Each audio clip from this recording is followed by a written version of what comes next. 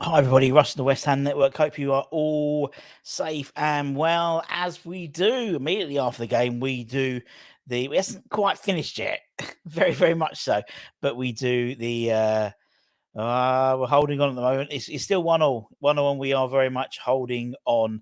But a spirited performance, I think, safe to say, a spirited performance by West Ham. Again, has been exceptional, absolutely exceptional. And if you haven't seen it, I'm sure they'll do a clip of his tackle on Callum Wilson in the second half, which is world class, absolutely perfect. Not very long left. They're putting on a lot of pressure, and it's over. There we go, job done. Had a late run at the end, almost did it at the end. Oh, bless H. She sent us another little video. We had a little run at the end where we could have got something possibly. But let me see, where's H? She sent a little video. Let's make that big screen. Let's make it full screen. And then let's share that. So yeah, the game has finished. It's 1-1 at St James's Park. Let me share the screen, and you can hear the fans singing along. Let me bring it up. Let me bring this up, and you can hear the fans singing along. Let's share that from H, literally on.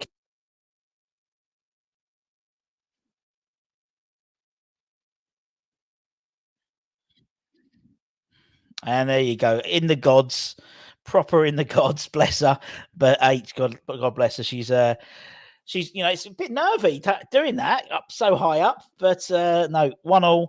A spirited performance, holding on a bit at the end, I'll be honest. But Newcastle being the home team, you did assume that would happen. They tried to throw everything at us. Anthony Gordon having a shot blocked, Sir Maximan having a shot blocked in the second half, and then a world class bit of defending by Naya Faged at the end of halfway. What a game! Great game, really good game, a really entertaining 1-1 draw. It was end to end, and yeah, there's a bit of fight in these boys. And we needed it. We definitely needed it, particularly after what's happened elsewhere in the Premier League today. We've needed a bit of fire and a bit of fight, and we've shown it. And obviously, we had an absolute sucker punch at the beginning of the first half, and we'll talk about it in a minute anyway. But first half, obviously, within 10, 20 seconds, something like that, where they scored, and that did definitely knock the wind out of us. And for 15, 20 minutes, we need to get ourselves back into the game. And then we did. And as we said, the second quarter, or the second half of the first half, which is a quarter, we didn't want that half to end in the first half. I thought we were really on top. Let's see, we've got in the chat. You know what? After 3 minutes, I would have loved to take a point from this game. I think when we asked people at the beginning, including young Alfie, but he didn't know what was going on, what would you have taken out of the game? That people thought, a draw would have been a good result. I think people, head and heart. I think people were saying with their head a point, and their heart was the 2-1 or a win. But 2 points drop when you look at first half chances. Yeah. I mean, you can see it again. It's about perspective, isn't it? For me, coming back from 1-0, Newcastle fourth in the league, riding high. They've got a new signing, and so there was a real buzz around St James's Park. Obviously, scoring so early on, that could have two ways of a team. A team could completely crumble after conceding a goal straight away, and we did for a little bit. But then, to be honest, and I thought again was outstanding. I thought Declan Rice was outstanding as well. I mean, he's always good, but he just seemed to it was like a captain's performance. I really thought it was. What a game! Epic says we're going down. I don't think so. I still don't think so. As I said, I think it's one out of 3 or 4 teams, and I don't think we're one of those teams. I think the way that you look at the league now, I think Southampton have drifted away. I think Bournemouth have drifted away now, and it's between Everton, us, Leeds, and anyone else who gets sucked in there. Really, now we get the dizzy heights. I believe we're 16th now. Woohoo! Don't get a nosebleed being that high up. if you suffer from altitude sickness, please don't worry. I know Leeds got 2 games in hand, but they play tomorrow. I think Forest will be dragged in there a little bit as well. And Palace having a bit of a shit time at the moment. So, Leicester still aren't away from it yet. So as I said, a couple of wins in a trot will get some points to the board. Obviously, we've got 2 tough games. We've got Chelsea, we've got Spurs coming up. But it shows we got, as Trini said, we got a bit of fight and determination. Way more important than good football when you're in a relegation battle. That's true, though. I think that's true, isn't it? It's for now. It's not about the performance. It's about just getting points on the board. It is about getting points on the board, but you'll take that performance all day long. We've came to Newcastle, a different Newcastle to what we've been used to over the last couple of years. A team that's we've handled the mantelpiece over to. Tough to break down, tough to score against. Okay, they don't score a lot of goals themselves, but we've done something that not many people thought we would have done today. That's really what it comes down to. A lot of people would have wrote us off. Travelling up to North, to Newcastle, 5:30 kickoff, under the lights, under the pressure of all the fans that Newcastle have got. I get Newcastle, firing on all cylinders, playing a team that's struggling, has been struggling this season, picked up a little bit of form. This game here kind of adds momentum to the Everton victory because now we've gone to Newcastle and done something. I'm happy with the result. The biggest thing I'm taking away from this one, though, is the performance. Because apart from maybe the first 10, 15 minutes, and maybe the last 5 minutes, and even in the last 5 minutes, even when they were coming at us, the only clear-cut chance they had was that Callum Wilson header that was headed straight at Fabianski. But let's equal that. We had the same chance with Agerd, and we couldn't put the ball in the back of the net. So we've gone to Newcastle, the team that everyone's riding on, looking at. Like everyone is talking about Joel Linton. Everyone's talking about Joel Linton. Mate, he should have been sent off. He had 3 yellow cards. In my opinion, he had 3 yellow cards. He was cheating. He was dirty. And he never gave me anything. And if anything, he was a weakness today for Newcastle. He was definitely a weakness for them today. And I've got to give West Ham all players credit. Got to look at like Paqueta, for example. It's not really a game for a Paqueta type player because it was getting dirty, down with a crap dirtiness, in the mud, all that sort of stuff. What did Moyes do? Changed it. Who did he bring on? The one you want on the front line, Tommy Soucek, the one we slag off all the time. But that's who you want in.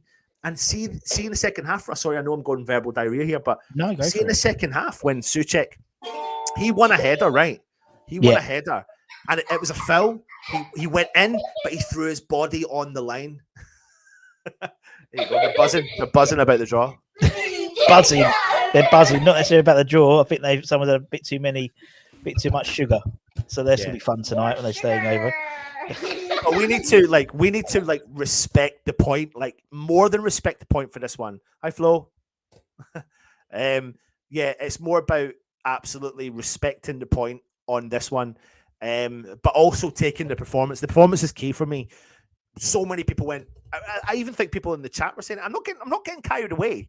But all you want is a performance from our team, and it's not being at home. It's giving me more confidence, Russ, going into the next game. It does, and I think that's exactly what it is. It's about confidence. It's about momentum, and as long as I think we need to get something out of the game to back up the 2 games we've had recently. And so, we've went into January. We had a good January in all respects. I think we only lost 1 game in January.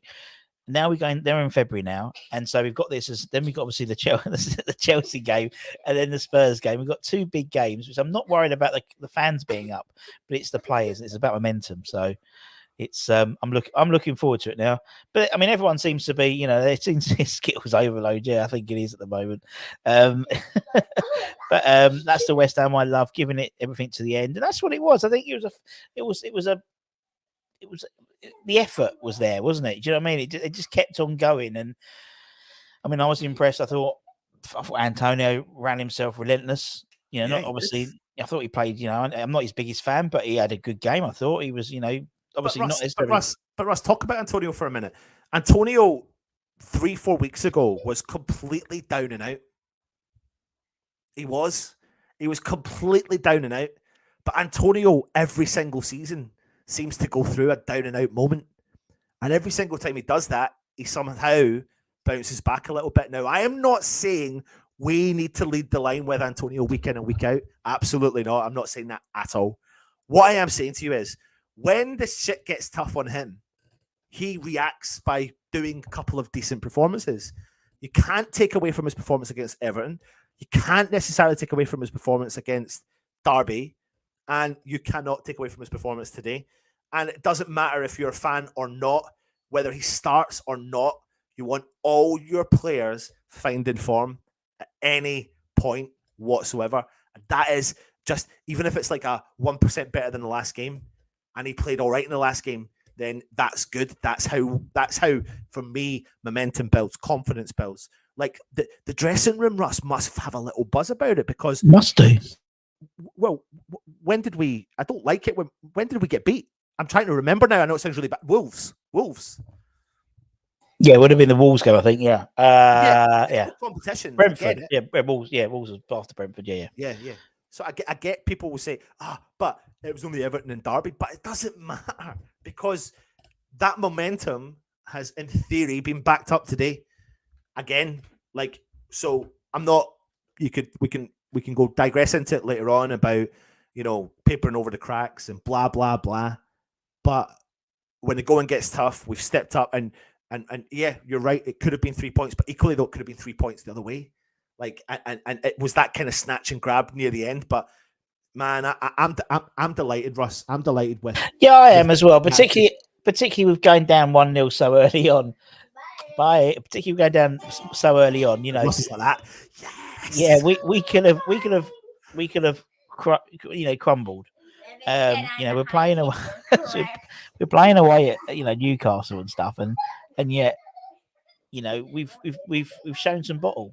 We've shown some bottle, and that's what we want. And that's what we want as West Ham fans is to have a go. And to be fair, someone like you look at Moisey as well. Tactically, he brought on some subs. He brought on a few subs. Well, they changed things around. They seem to be maybe the right subs at the right time. Really, like I said, when the going gets tough or whatever. I mean, listen, I like Ben Johnson. I've got to give him credit again where credit's due. He came in, he done a job. I can only think of one occasion that I felt like, he could have done a little bit better with that. But apart from that, I thought he stepped in and done a great job. I mean, listen, mate. I mean, defensively, we can only talk about one player. Yeah, he was awesome. He's unreal. It's just, that's.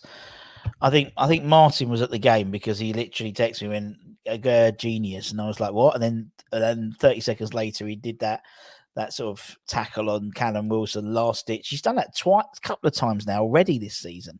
But commentary were literally raving about him, and too bloody right. I think he was the best defender on the pitch. Russ, let's go back ever so slightly, dramatically back to pre-season, right?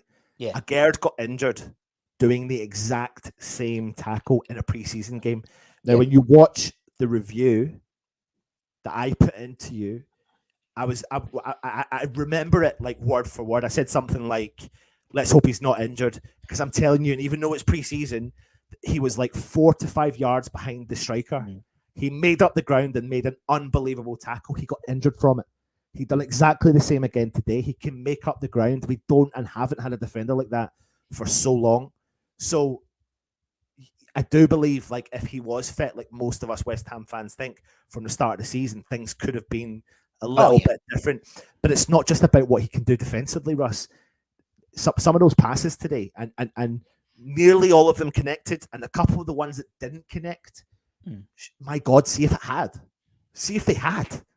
Like, he was finding players from angles that fucking Iniesta would struggle with, and that's an exaggeration. Because traditionally the centre back tends to get the ball and hoofs it down the line. But what I liked about Agüero was that he would 9 times out of 10 actually not go down the line; he'd go into the middle and he'd drop it into the middle. Look at that bloody diver. But I just thought I just think he's an exceptional player, and he just said he's every game he's improved. Every game he's improved. He's starting, and obviously there is a difference in the Premier League to League One in terms of the way the game's played, in terms of the pace, and it does take time. But he hasn't needed to. He hasn't had that sort of he needs time to adjust.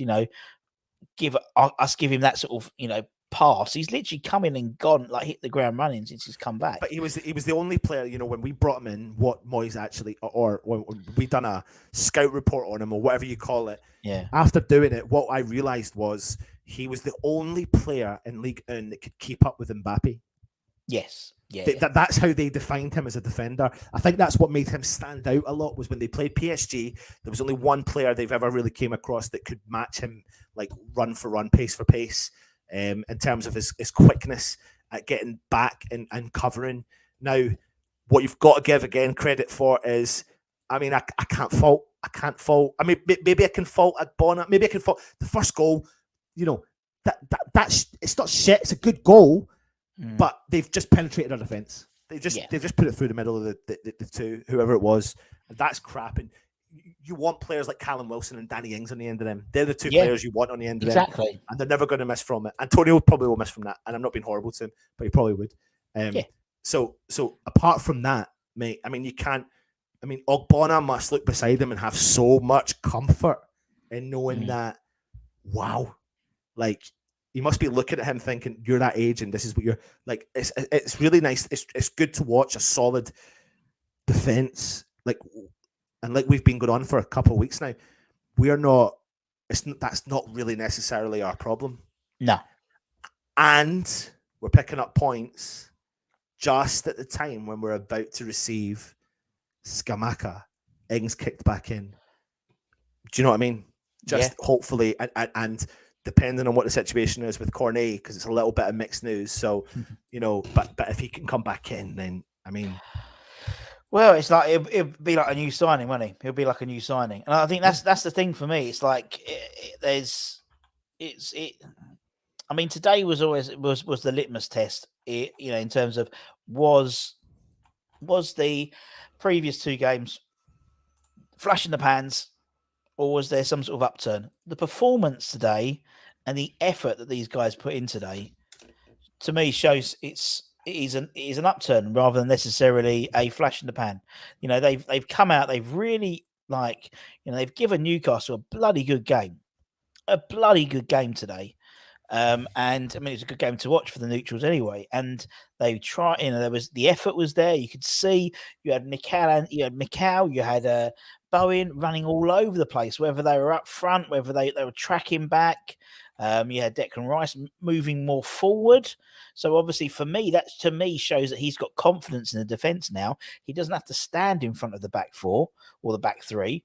So that breeds confidence in the rest of the team. You know what I mean? He was doing those runs, those gallant runs when they had Souček. He had Souček as his little backstop, but he weren't there. It was him and Paqueta, and it was almost like he could move forward a little bit more, and so that will obviously help us in an attacking sense. And talking about substitutions, he made the substitution, I think, at the right time. They needed, they brought in Ben Johnson, who came on second half. Maybe Tilo got a knock or something like that. We don't know. Ariola had a hamstring injury, I heard, so that's why he wasn't playing. But he comes on. I thought Ben came on, did exceptional, just slotted in, got to the pace of the game really quickly. Hopefully Soufal's all right, because obviously he looked like he took a knock. And then he took off Paqueta. He brought on, as you said, someone like Tommy Souček to shore it all up. Benny had an okay game, but he took off and brought on Fornals just for his energy. Danny Ings came on. And it just seemed like how sometimes it seems we sort of scratch our heads with substitutions, but actually I think most of us could probably have agreed with those substitutions today, which is the first time we've done it in a long time. They had a stat, and I thought they were going to they put up a stat.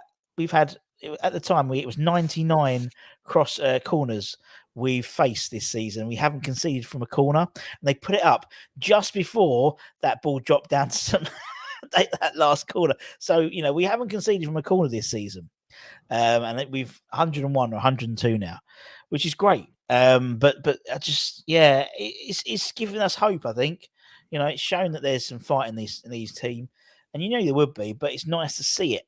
And I think the one player that in terms of impressed me from the opposition was actually a sub. It was Anthony Gordon. Like I judged the guy. Mm. I didn't think he does look good.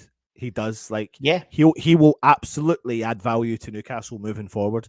Like he made a big difference. Like West Ham dealt with St. Maximin really well. He was always a concern. We all know what yeah, he's capable of doing, and I think he's going to still be a really important player for Newcastle moving forward. Again, credit to Sufal, man. Like he could have terrorized Sufal today. St. easily. Maximum could have absolutely terrorized him because he's not got the pace anymore.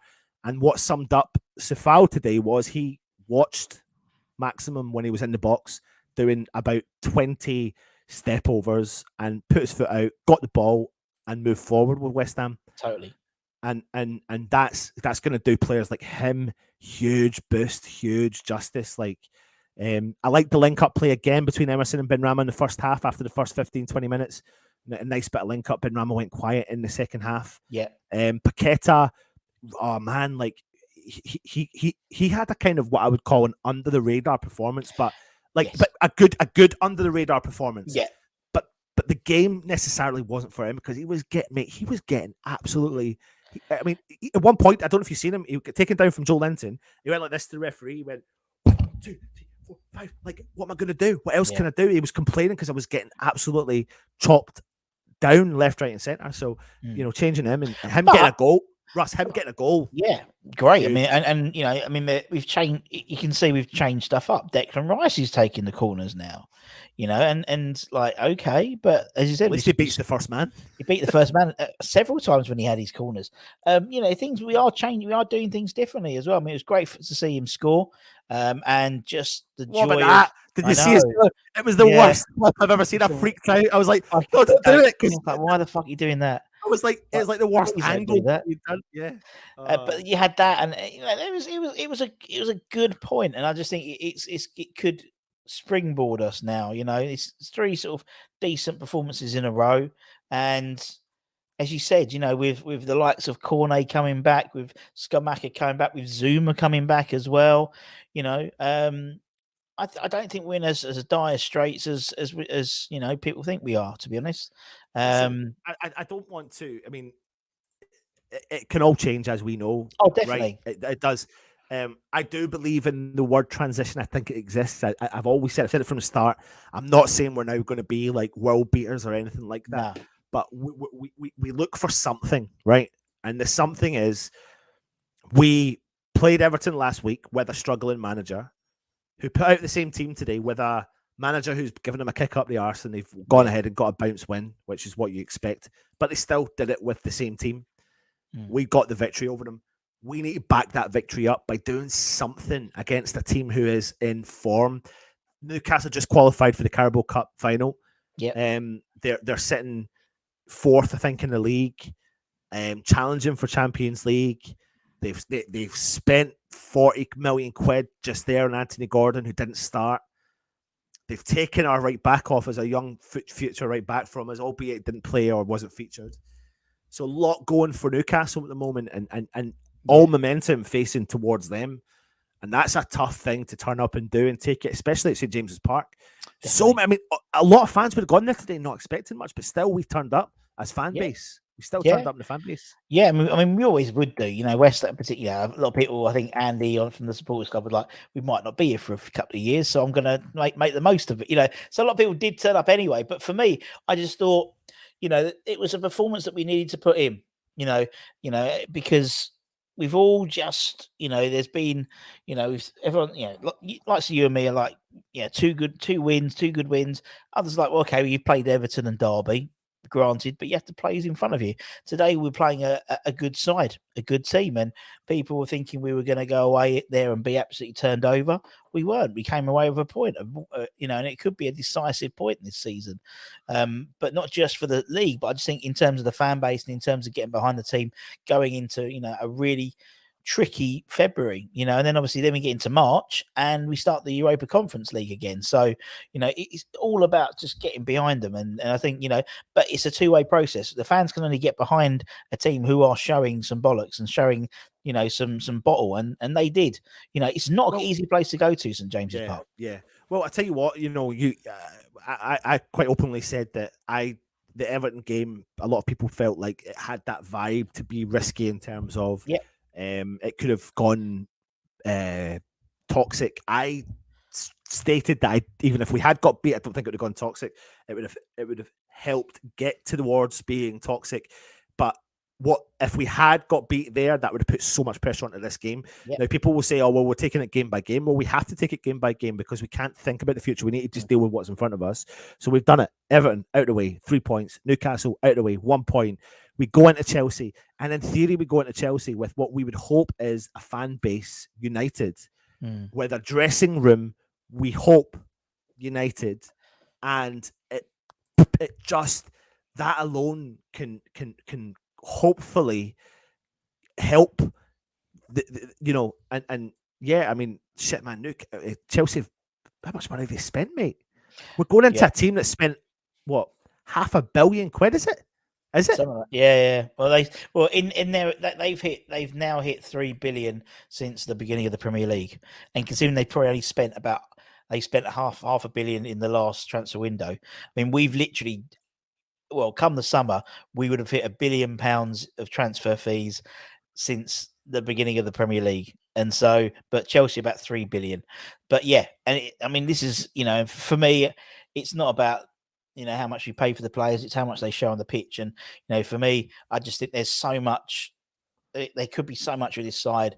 It's a confidence side. I mean, you saw, when Paqueta scored, Rice was over there. There was one, I think it was one time in the second half where Emerson, I can't remember who it was, but he tackled someone literally in the corner flag, and we won a throw on, and you saw Gerd sort of pick him up by the shoulders and, pat him on the back and come on. And that's what we need. That's what's going to take us through this rest of this season. Now it's going to be the players, showing a bit of bottle and the fans responding. And, as you said, H put the video out, and, there's definitely some life in that side. Defo. Yeah, I really do. I know there's probably a load of comments in this. I've hardly gone through them yet, but I've been going through them. I think that. Oh, have you? Sorry, I've just been more mouth. You can say it, but I think you said something there at the start again, which was the key element here: pick up the points. Absolutely, that's a priority, massive priority for West Ham. Pick up the points, and on top of that, what you do need is performances that can show the fan base, the pundits, we are capable of coming here, doing a job, and we're still like, hello, we're West Ham. We could do it. Do you know what I mean? I'm just, that performance for me today. Russ, I said it in the first half. They were winning everything with the second ball. They were winning everything on the second ball. Honestly, everything that we put to them, when they had the ball clear, their player was there collecting the ball. When we defended, they won the second ball. Literally, I think it was 3 movements before Paqueta's chance that led to a corner. Russ, just carry on. I need to take this phone call. Sorry, 2 seconds. That's right. Nice. Yeah. No, it's I know what you mean. Just like it just seems for me, I just had a better feeling with this match than I have done for a long time. We've had several times where we sort of, had a. He's back. That was quick. Oh Jesus, that was quick. It's a quick phone call. My mum's coming in. Oh, okay. Sorry. I just want to finish that point about about 3 movements before Paqueta scored the goal. I can't remember exactly, but the Paqueta chance that led to the corner came from us winning the second ball. And that was the 3rd time in a row we won the second ball. And then at that moment onwards, we did not stop winning the second ball. I would say 9 times out of 10 in that whole game, we kept winning it, no matter if it was coming from Newcastle or West Ham. We were dispossessing them as players. Another key thing is, see, when I've done a little bit of that research on Will Still, and I put the video out about Will Still, and I'm not, if someone said in the chat as well earlier on that they were laughing because they were saying that, oh, I would love Will Still at West Ham. I said, I don't think Will Still will be a West Ham manager. It was just because he's a West Ham fan was the major reason why I did something like that. Yeah. But what's interesting about his style of play is that he forces his teams to out wide, the opposition teams out wide, to allow them to not have an opportunity to play the ball in a 360-degree manner. Because if you're in the middle of the park, you can play the ball anywhere. But if you're out wide, you can't. You've only really got forward, back, or infield. And when we made that transition, that's exactly what happened. Do you know what? I was going to say it's coincidental. It's not. It's probably happened before, but I've never really noticed it until you do the research on it. And I noticed it today a lot. When we were closing Newcastle down, Newcastle scored from playing the ball through the middle. That's why we stopped them playing the ball through the middle. Yeah. Because Callum Wilson likes the ball through the middle. And when he doesn't get the ball through the middle, he can't score goals. So what did we do? We put the ball out wide. What happened? Trippier kept firing balls in, never went anywhere. Out left, Dan Burn panicked quite a lot. He done all right, but he panicked a lot. He still done all right, but out wide. St. Maximum, out wide. Couldn't get by Sufal. Joe Linton had to drop out wide, collect the ball, come inside, nothing there in the middle of the park. He got pissed off, made a bad tackle. Joe Willock had to drop in out wide because we were forcing them out wide. So tactical job by Moisey. Yeah, it was. For me, I just thought it was just a very professional job. He, as we said, he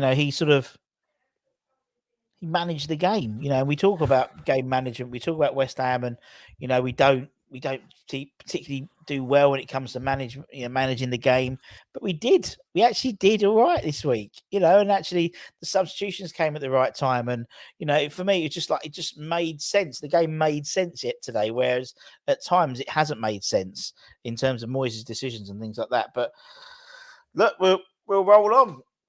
We'll roll on, and we've got plenty to dissect, which we will do over the next day or so, won't we? In terms of the bits and bobs we've got coming out, the 5 things and final words and all that type of stuff. And we have the ratings on Monday as well. And it just makes a difference, man. Being able to go to your bed at night on a weekend and go, we don't have to worry. We can actually, if match of the day's on, we don't have to go, I'll turn that off. We could probably watch it for once. Yeah.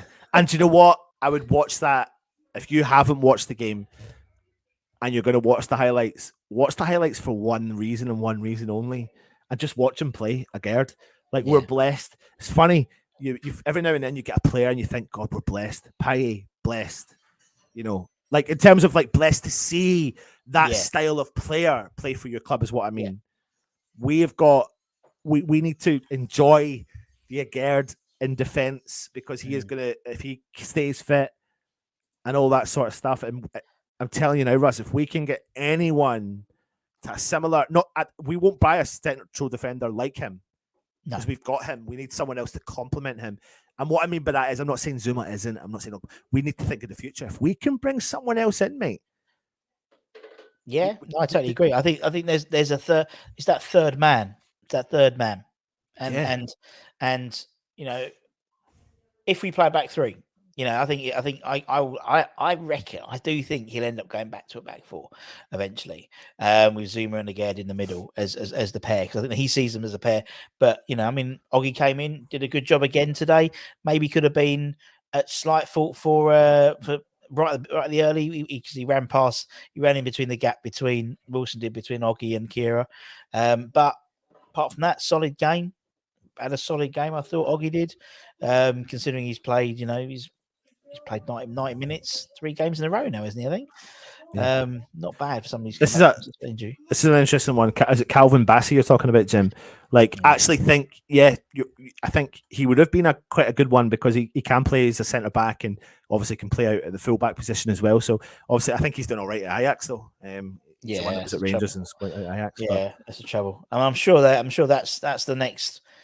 That's one of the summer deals we need to do, is to bring in someone to complement those two, man. Now. We definitely need to bring someone in the back. We know. I think a couple. We need a couple, obviously. Yeah, we know that. Well. But I really do hope that there's an element of faith put into Ben Johnson. I get people will disagree with me in the chat. I do. I get it. But I think during our best spell in the last couple of seasons, he's been vital as part of those spells. So I'm sorry. I know I've been Motormouth, but I feel like it's been tough because it's been tough, and we are half glass full West Ham fans. So when something does feel like it's okay, we get a chance to really go for it and kind of say, I've tried my best to understand why we're playing wrong, and several times I've gone, it's shit, it's crap, and we don't deserve that, we don't deserve this, and shit, are we really in trouble with relegation? But there's always been that element of going, do you know what? That's a performance like that today shows at least we've got a little bit of fight. Yeah, at least we've got a little bit of fight. That's it. That's all we want to see. And I think it's whether you eat what side of the fence you're on doesn't matter. If as a West Ham fan, you want to see the players on the pitch, leave it out on the pitch, and they did, and they actually did. They ran themselves ragged, and it was for me it was great to see, because it's we often criticise players. Oh, he hasn't put a shift in. I don't think any one of those players you can't say didn't put a shift in today. I agree. Even Benny, he wasn't his best game for us at all. He's sort of quite isolated, I think, on the left hand side. But he still put a shift in, and he ran back, and Bowen kept on getting knocked over, half a dozen times, and was stumbling. I mean, I was panicking with that as well, because he looked like he picked up a knock, and he wasn't shifting it 4 minutes later. But then, just out of the blue, he started to kind of do it. But I wouldn't be surprised if there was something comes out of that, because it was on that kind of top part, metatarsal area of your foot that, momentum might take you through the game, and then he'll probably take his boot off and look at it and go, oh, fuck. Well, I'm hoping not. There's a few, isn't it? It's him, and it's the decision on Tilakira. Was that a tactical thing, or was that an injury? Because he might have taken the knock. He could have done, because it was, sort of a bit of a random substitution, but it turned out to be a good one. Obviously, Soufal. And I think people said, I don't know if Ings maybe might have got a knock as well again, but I didn't really. He looked like funny enough, Ings looked like he got a knock in the first 20 seconds. Yeah, it's just going to happen, isn't it? It literally looked like the first 20 seconds, and I was a bit like, I can't even remember if I said it at the time, and I was like, oh God. But then he started chasing the ball down again, so hopefully it's nothing. Hopefully not. Anyway. Oh, yes. That's all good in the hood. Right, we can go and enjoy our Saturday night now. Yeah, we can. Keep an eye on the channel tonight, though. There's going to be some stuff coming your way. Yeah. So, Indeed. Yeah. There'll be plenty of stuff coming up. And then next week, obviously, we start all over again. Next Wednesday, Tony Carr live on the channel. So that'll be a really interesting conversation to have with him. The Oracle of Youth Academies. Indeed. And then we start getting ready for the Chelsea game again. We do. So, like I said, you've got stuff coming out tonight with relation to the game today. So tune into that. Tomorrow there'll be a couple of bits of content out for you as related to the game today as well. And like Russ said, as of next week, we're starting the countdown to the Chelsea game. So, it's been fun. We got a point. Respect. Do you know what's more than a respect the point? Fucking love the point. Love the point. Love the point. Here as well. Sorry, Mum. Love the point. That's it. Not respect the point, love the point. I like that. Yeah. That's the tagline to today's show. So take care, stay safe. Obviously, if you want to become a channel member, subscriber, all that type of stuff, you know where to do it. We've said it enough times anyway, but the button's down there, basically. And until next time, stay lucky, stay humble, keep the faith, my friends. Come on, you Irons. And we'll see you guys very, very soon. Irons.